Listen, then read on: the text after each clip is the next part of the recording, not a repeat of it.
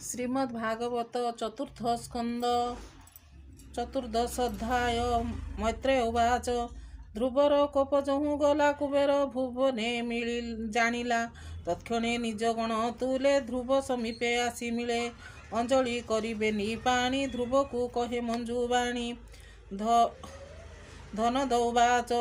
शुण हे क्षत्रि चूड़ामणि तोर महिमा बेशुणी मिलिलु तोर समीपे गुह किन्नर घेनी सुखे तू जेणु पितामह बोले कोप छाड़िलु रिपु तुले भ्राता मरण कोप बही गुहुक विनाशिलु तुई केही काहार हंता नुहे प्राणी जीवन काल देहे ए जीव अहंकार बही आत्मा को बोले तुई मुई ए नुहे ज्ञानी मत जाहाकू प्रसन्न अनंत संसारे देखे स्वप्न प्राय से मोह नुहे विपर्जय तोर मंगल हेउ नित्य गृहे तू चल शुद्ध चिते तोर मंगल हेउ नित्य गृह तू चल शुद्ध चिते हरिचरणे सेवा कर आत्मा को संसार आत्मा को उद्धार तोते मो हृदय अनुरागे जे तोर इच्छा बर माग हरि को हृदय परिमाणु तू बड़ जोगी अटू जेणु हेमंत कुबर वचने ध्रुव विचारे तो सोमने मैत्रेयवाच कहि हरिपाद गते मोहर मन थाउ नित्ये अन्य कल्पना नाही मोर जार प्रसन्ने भवु पार कहे कुबर ध्रुवे चाही एबर लभ ध्रुव तुही हेमंत कही ध्रुव पासे कुबर गमिला आकाशे एबे हो शुण महापति ध्रुव अर्जिला विभूति कुबेर भुवनु संतोषे ध्रुव गमिला निज देशे निज भुवने ध्रुव जाई ऋतिज पुरोहित राई संकल्प कला वेद मते पूजिला विष्णु पाद गते स्वभावे संपद संपादी अणिमा आदि अष्टनिधि सर्वसंपद भोग कला गृहे उत्तान पाद बला प्रजाए ध्रुवर राजुते आनंद बंचिले जगते स्वभावे ध्रुव धर्मशील सुसाधु ब्राह्मण वत्सल कृष्ण को पितृभावे जानी सुख दुख को से न गणी आनंद मने भोग पूजा ध्रुव सप्तदीपे राजा दीपरे राजा 36 सहस्र बरस स्वभाव परम आयुष आनंद मने भोग कला भूमि मंडले मनुबला सुवर्ण वन सुध देहे पुण्य उदय अघक्षये तृतीय अघक्षय करी पुत्र को अधिराज्य बरी नृप आसने बसाइला स्वभावे अभिषेक कला आत्मा संपद आदि जेते स्वप्नर प्राय मणि चिते विष्णुर माया बल जाणी गंधर्वपुर प्राय मणि सर्वसंपद परिहरी संजमे आत्मा बस करी तपस्या पाई से चलिला बदरी बने से मिलिला विष्णुर स्थूल रूप मने संजम बले करी ध्यान तीक्ष्ण रूपा लिंगन कला निर्मल ज्योति प्रकाशिला तहु से भेद शून्य हेला स्थूलर ध्यान से छाड़िला एही प्रकारे ध्रुव नीति हरिंक प्रति कला भक्ति अश्रुता नयनु बहिला तहिरे अभिषक्त हेला तादे आनंदे बुड़िला सर्वाज्ञ पुलक होइला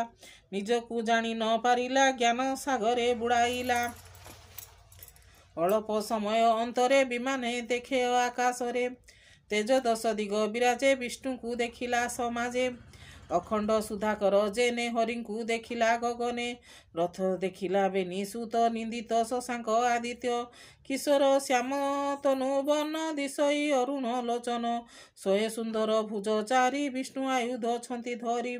अंगद किरीटी कुंडल हृदय लंबई बनमाल रत्न मेखला कटी माझे मकर कुंडल विराजे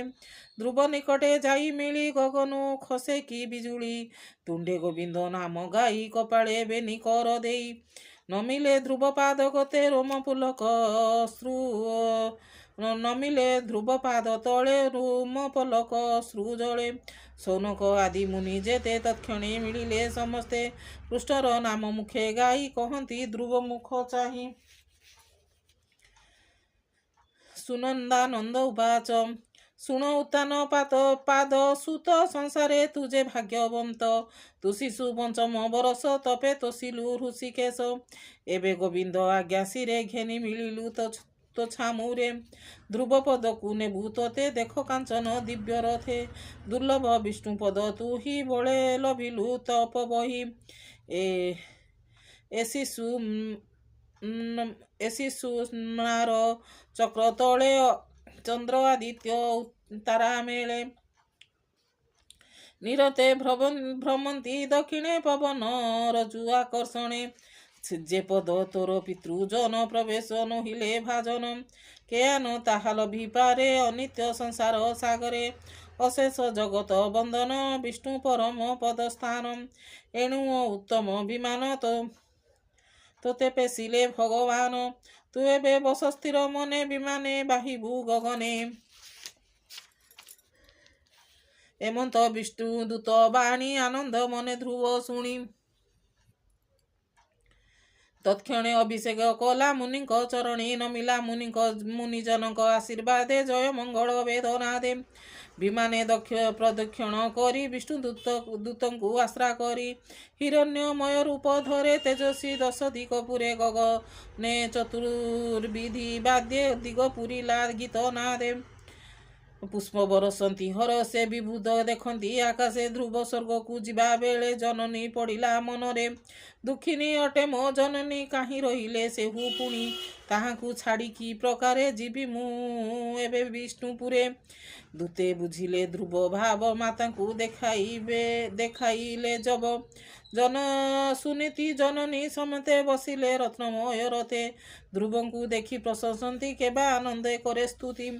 ଏମନ୍ତେ ପୁଷ୍ପ ବୃଷ୍ଟି ପଥେ ଗ୍ରହଙ୍କୁ ଦେଖିଲେ ଅଗ୍ରତେ ତ୍ରିଲୋକ୍ୟ ଜିଣି ଦିବ୍ୟ ଜନେ ମୁନିଙ୍କୁ ଦେଖିଲା ବିମାନେ ମୁନିଙ୍କୁ ଦେଖି ସେଇ ରଥେ ବିଜୟ କଲା ବିଷ୍ଣୁ ପଥେ ଯେ ପ୍ରାଣୀ ସନ୍ଥ ସମଦୃଶ୍ୟ ଅଶେଷ ଜନଙ୍କ ବିଶ୍ୱାସ ଶ୍ରୀହରି ପାଦେ ଚିତ୍ତ ଯାର ସନ୍ତୋଷେ ସମସାଧୁ ଧୀର ସେ ପ୍ରାଣୀ ସେ ପୁରେ ପଶନ୍ତି ମାୟା ବନ୍ଧନୁ ସେ ତରନ୍ତି ଏଣୁ ଉତ୍ତାନ ପାଦ ସୁତ ବିଷ୍ଣୁର ପରମ ଭକତ ତ୍ରିଲୋକ୍ୟ ରମ୍ୟ ମଣି ସ୍ଥାନେ ବସିଲା ନିଶ୍ଚଳ ଆସନେ ଗମ୍ଭୀର ବେଗେ କାଳ ଚକ୍ର ବଜ୍ରର ସନା ଅତିରେକ ଗ୍ରହ ନକ୍ଷତ୍ର ତାରା ମେଳେ ଭ୍ରମନ୍ତି ମେଧି ଆକର୍ଷଣେ ତାର ମହିମା ଯଶ ଘୋଷି ବିଶ୍ୱାସ ବାଦେ ବ୍ରହ୍ମ ରାଶି ପ୍ରଚେତା ଗଣେ ଆଗେ ଥାଇ ନୃତ୍ୟ କରନ୍ତି ବୀଣା ବାଇ ମାତୃ ସପତ୍ନୀ ବାକ୍ୟ ଯନ୍ତ୍ରେ ବନରେ ପଶିଲେ ଯେମନ୍ତେ ହରିଙ୍କୁ ତୋଷିଲା ଜନନୀ ସଙ୍ଗେ ସ୍ୱର୍ଗ ଗଲା ମୈତ୍ରେୟ ବାଜ ଶୁଣ ହେ ବ୍ୟାସଙ୍କ କୁମର ତୁ ସାଧୁ ଜନ ମଧ୍ୟେ ବର ତୁ ଯେଣୁ ପଚାରିଲୁ ମତେ ଧ୍ରୁବ ଚରିତ ଭାଗବତେ ଉତ୍ତାନ ପାଦ ଧ୍ରୁବ ବାଣୀ ଯେ ଏକ ମନେ ଶୁଣି କହନ୍ତି ସାଧୁ କୂଳେ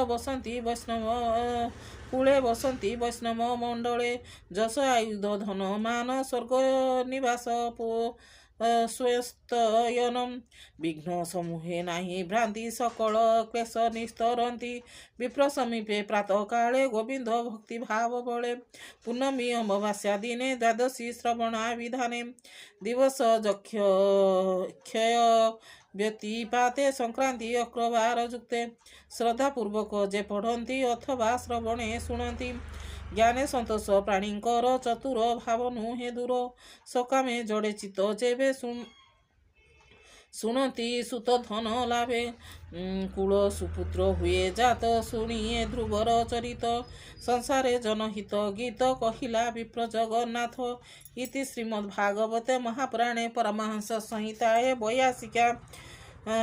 ଚତୁର୍ଥ ସ୍କନ୍ଧେ ଧ୍ରୁବ ଲୋକ ଗମନେ ନାମ 14 ଅଧ୍ୟାୟ ଶ୍ରୀମଦ୍ ଭାଗବତ ଚତୁର୍ଥ